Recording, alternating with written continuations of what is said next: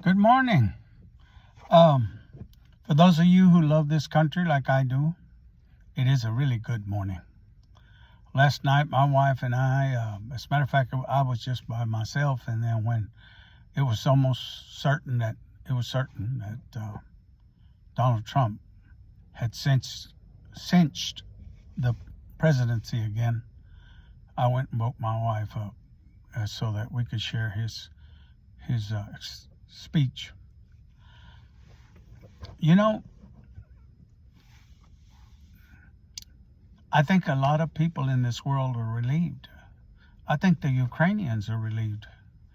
I think the Ukrainians know that Donald Trump will make a difference. I think the common Russian people, not the leadership, but the Russian people, are relieved too, because I think they know that now Putin will probably settle up real quick. And, they're tired of their children dying for some maniac's power needs. I think that Arabs in the Middle East are relieved too, because they too are tired of their children dying because of those terrorist leaders that keep them as hostages, literally.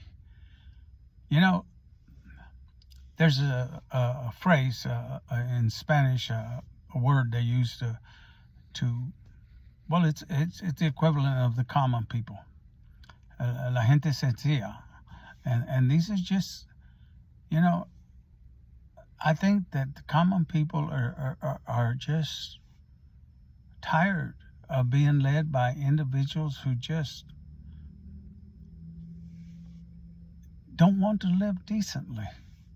They're tired of criminals who commit crimes, who deal in drugs, who deal in pornography to their children, to do all kinds of just vile things that do not edify anybody in any way positive. So I'm I'm really glad that Trump has won. Now, as he said last night that he wanted to unite, I do believe that he wants to unite. Anybody that loves this country wants to unite. But I don't want him to unite by giving up his ideas. He won. I think it was a mandate.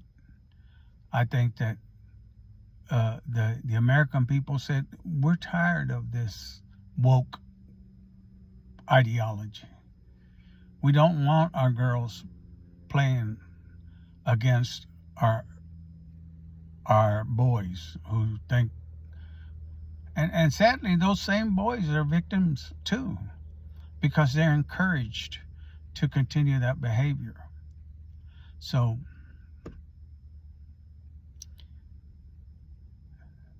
I don't know how else to put it, but I'm relieved, and I think a lot of people are relieved. I think a lot of people who went to the polls yesterday voted for Trump. The last minute, that was a decision they made to vote for Trump. Yeah, even some of those pink-haired, blue-haired people, they got to thinking, we can't go on like this. So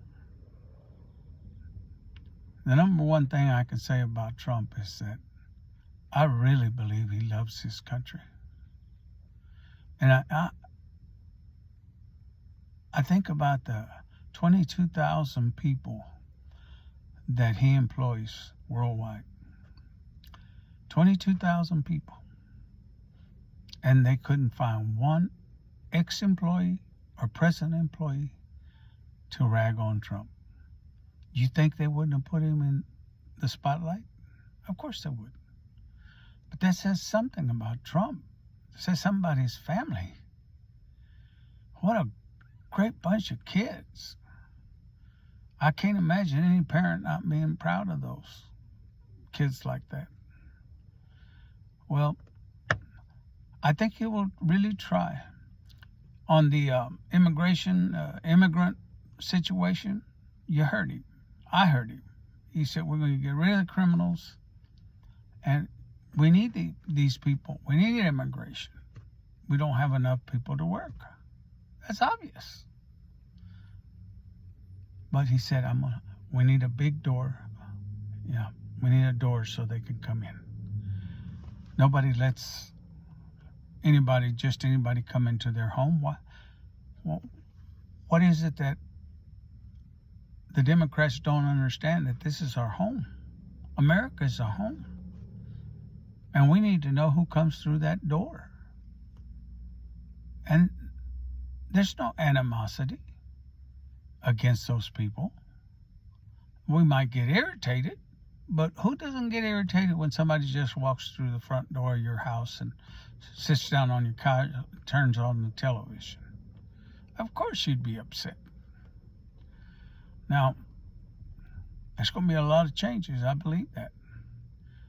But those changes are not going to happen if the average American, like you and like me, doesn't start saying no to these crazy ideas and ideology that says a boy can be a girl. And just because that's your nephew or your niece, you say no. No, that's ridiculous. All you will be, if you have yourself surgically altered, all you will be is a mutilated male or female. That's all you'll be. But you'll always be a male, and you will always be a female. You just will be a mutilated human being. And when we start talking like that, when we start saying, no, it's not right that people come into a neighborhood and destroy it with their drugs or their criminal activities, we need to start saying no to crime. One of the things I want to speak about at a later day is that what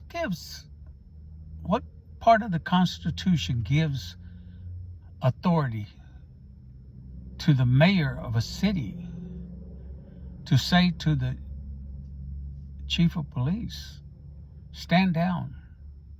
Don't stop those looters. Where does he get that authority? He doesn't have it. The only reason he has it is because that police chief, okay, he's being political at the moment if he obeys him. And so what we need to do is we need to tell the police chief, you will not obey any order that does not protect the citizen, that does not adhere to the Constitution. Yes, we have that power. We can make a difference if we speak up and say, we're not going after the police department, Mr. Police Chief, if you don't stop the looting and the rioting. We're coming after you. We're going to get you. We're going to sue you, not the city, not the police department, but you personally. You, John Johnson, or whatever his name is. And I think Trump is going to be one of those people that's going to say, no, you can't do that. He's going to tell the sanctuary cities, you're not going to be sanctuary cities anymore. We're not going to have sanctuary cities. You're going to enforce the law. And I think, one of the songs people are singing today on the radio and everywhere else is, oh, what a beautiful morning. Oh, what a beautiful day. Yeah, it is. It's physically a beautiful day outside here where I'm at. And it's a beautiful day because we all have an opportunity to start anew. So let's give Trump a chance. Don't be ashamed you vote for him. Don't apologize to your Democratic friends to say, well, I'm sorry, but you're no, don't do that. Just say, hey, the people have spoken. I think it's up to you and to me to listen to them. That's what you say. And you have a wonderful day. I'm going to enjoy mine. I thank the Lord for what happened yesterday. I thank the Lord for those people who at the last minute said, I'm sorry, I can't just keep going with this woke society.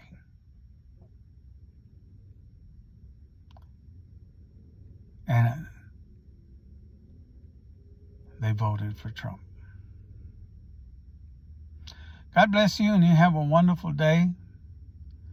And remember to give unto Caesar that which is Caesar, and that means obey the laws, pay the taxes, and all that. But we give to God what is His, and what is His is that we should be righteous. He doesn't want us rich, necessarily. Doesn't want us poor. He doesn't want us